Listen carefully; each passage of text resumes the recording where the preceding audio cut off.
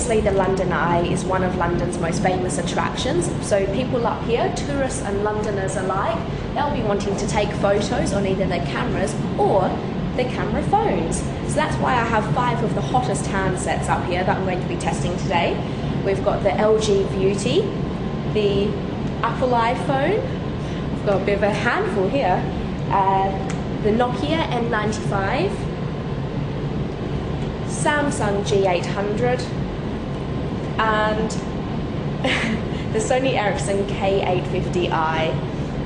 So starting with the Nokia N95, it has 5 megapixels, it's got Carl Zeiss optical lens, it has autofocus, it's got an LED flash, although of course that's not a patch on the real thing. It also is best in daylight, I found. I mean, it's great at night time as well, but it's really excel in the daytime. So without further ado, I'm going to take a photo of the Houses of Parliament.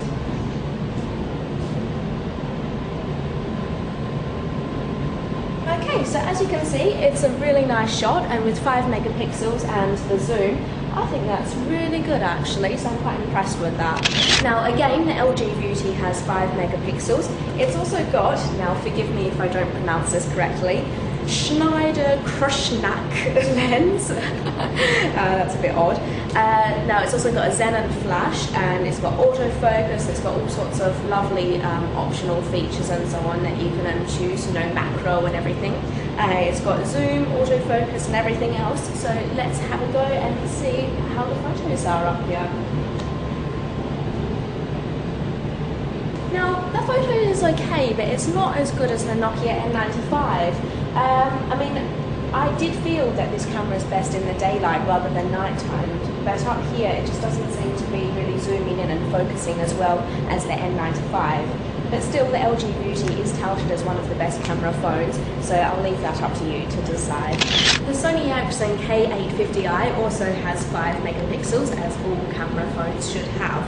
Now, what I quite like about this is that not only has it got a mechanical lens cover, but it's also got a glass covering as well, just in case the mechanical bit actually gets damaged in your handbag. So I think that's quite a nifty shot, and from the back it looks almost like a normal digital camera. So let's take a photo with the K850i from Sony Ericsson.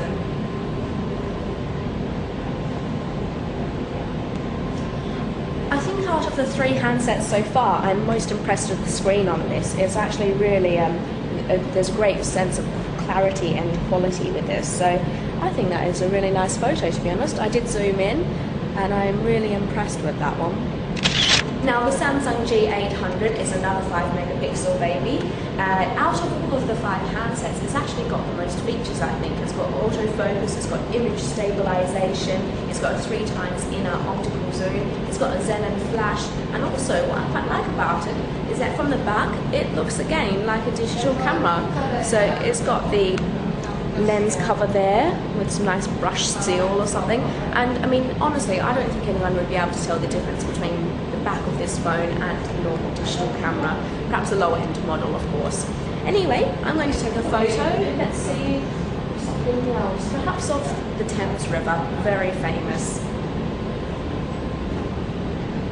Now, I think the quality on that is excellent. This phone is so good in daylight. I think it's really good at nighttime as well, but daylight, wow, I'm really impressed with this one. Now, last but not least, I have the Apple iPhone. You may be wondering why I'm including this in this video roundup when it's only got a 2 megapixel camera, it doesn't have image stabilization, it doesn't have autofocus, it doesn't even have a flash. So why am I including it? Well, I'll tell you what, I am really impressed with the quality of photos taken on this, and that's coming from a non-Apple fangirl. In fact, that's coming from a Microsoft fangirl, so obviously this is pretty good.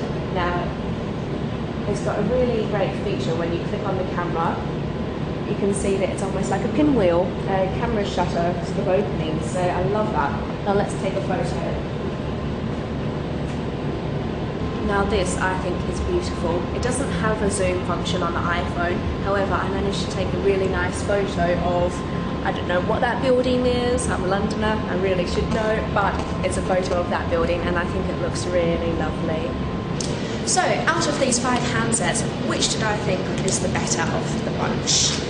Now, the Apple iPhone, I'm sorry, as much as it's a great phone, everyone knows it, it's very sought after, it's not renowned for its camera, so I'm sorry, this is going to have to go.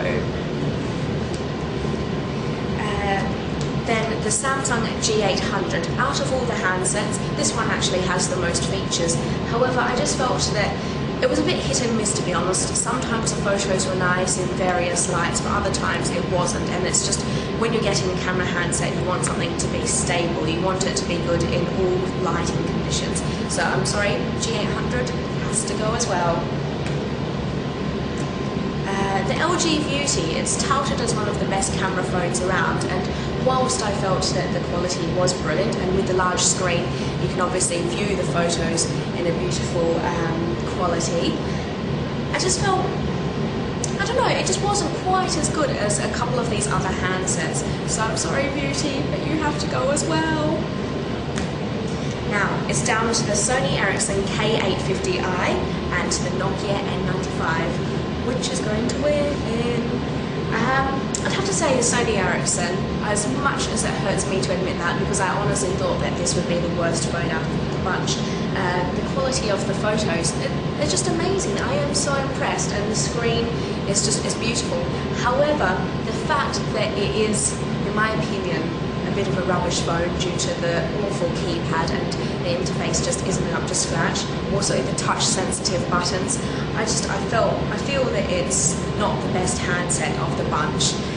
So that's why I'm going to have to go for the Nokia N95 because it's the most solid out of the five. It's got an amazing camera, not quite as good as the Sony Ericsson's, but it's just so reliable and so perfect. It really is the most amazing camera phone.